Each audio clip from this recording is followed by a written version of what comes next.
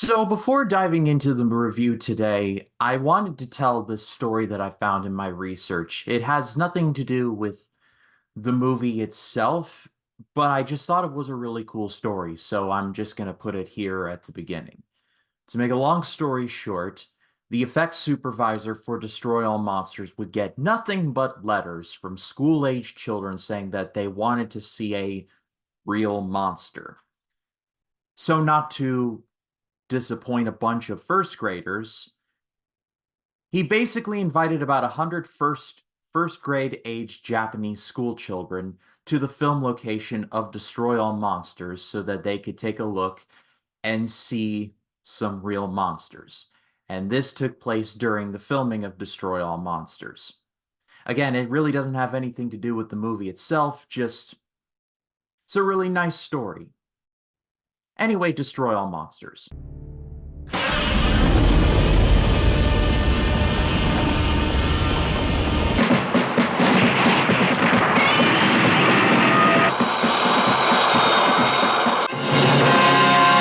Destroy All Monsters was directed by Ishiro Honda and was heavily implied to be basically the ending of Godzilla and the general monster verse that Toho had created.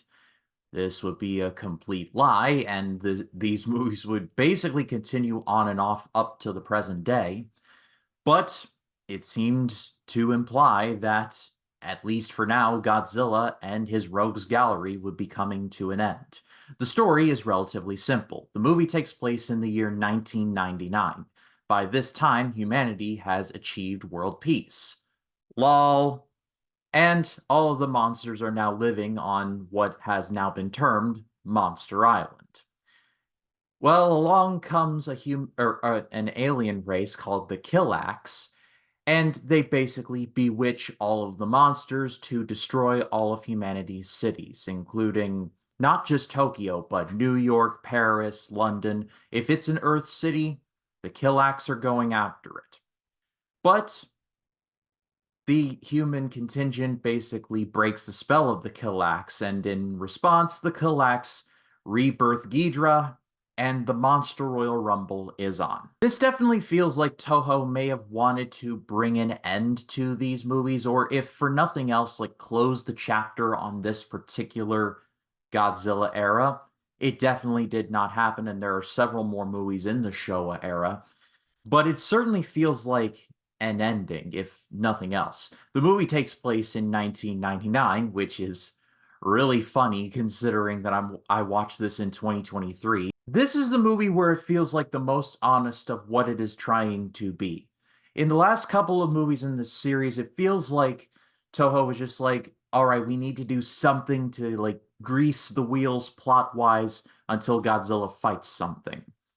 This feels nakedly like all right, we all know why you're here, so here's all of our monsters. Pay us. And I kind of admire the honesty if that is the case, because this movie is a lot of monster battles and a lot of monster action, and it's all pretty good. Though in my research, I found the movie was supposed to be a little bit more than that. Director Ishiro Honda wanted to do something a little more ambitious with the story. He wanted to explore how these monsters were surviving on Monster Island. It's a brief scene where Rodan eats a dolphin, but he wanted to explore the possibility of undersea farming. And he said in an interview that it would take, quote, a lot of protein to survive and not to get an island to survive like that. It breaks my heart a little bit because I would have loved to have seen what Ishiro Honda would have done with something like that. But because Toho was of the opinion of it's destroy all monsters, like what do you expect?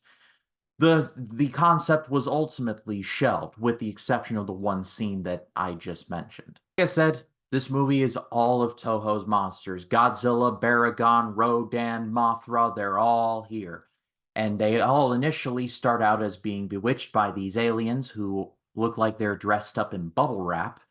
And they basically go and destroy the Earth's cities until they get unbewitched, and then it's everyone teams up against Ghidra again. And Ghidra gets his ass kicked. Like it's like just brutal some of the stuff that happens to him.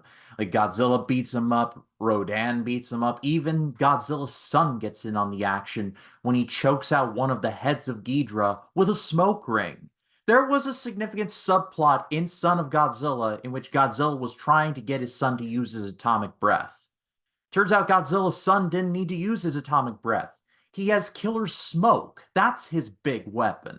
In all seriousness, though, of all the movies that I've covered post Ghidra, this has been my favorite. I'm going to give this a great rating. This movie knows exactly what it is, it doesn't go beyond that. And what you see is what you get, and it's fun. What did you all think of Destroy All Monsters? Let me know in the comments. And well, we start off next week with one of those ones that I've heard is pretty bad, but keeping an open mind for. It is All Monsters Attack.